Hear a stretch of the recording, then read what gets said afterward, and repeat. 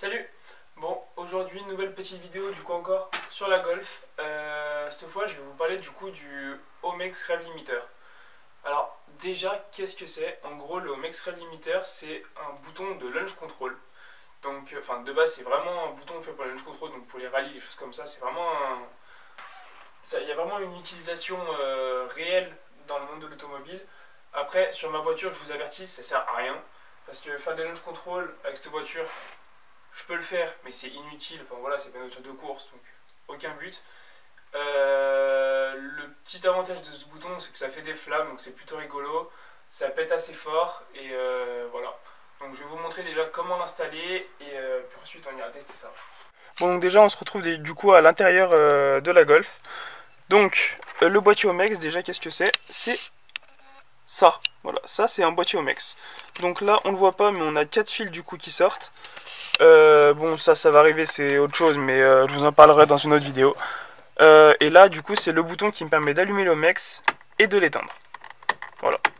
Donc en gros on a 4 fils qui sortent du Homex. Il y en a 2 qui vont sur la bobine, donc un plus et un moins.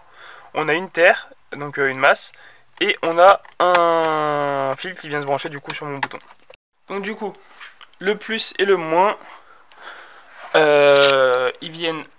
Voilà, donc le plus et le moins, c'est les deux fils verts, voilà, qu'on voit là, qui viennent se replier du coup en fait entre la bobine. Donc là en fait on démonte ça, on le met sur les deux pôles et basta, en fait c'est tout.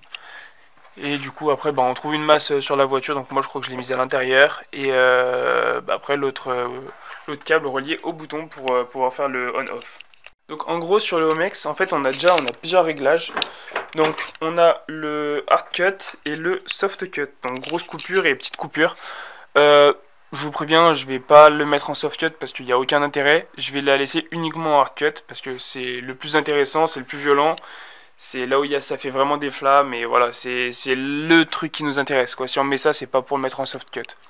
Ensuite, du coup, une fois que le branchement est fait, il faut faire cette étape-là.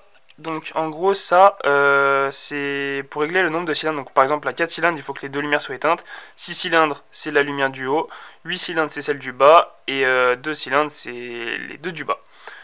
Voilà. Donc ensuite une fois qu'on a réglé les cylindres, on peut régler du coup à quel moment je vais déclencher pour mon launch control. Donc en gros pour mon launch control, je coupe le contact, hop, je mets le bouton on et je remets le contact. Et là bam, il a clignoté, ça veut dire qu'il est prêt à régler mon launch control. Donc là moi je suis réglé à 3000 je crois.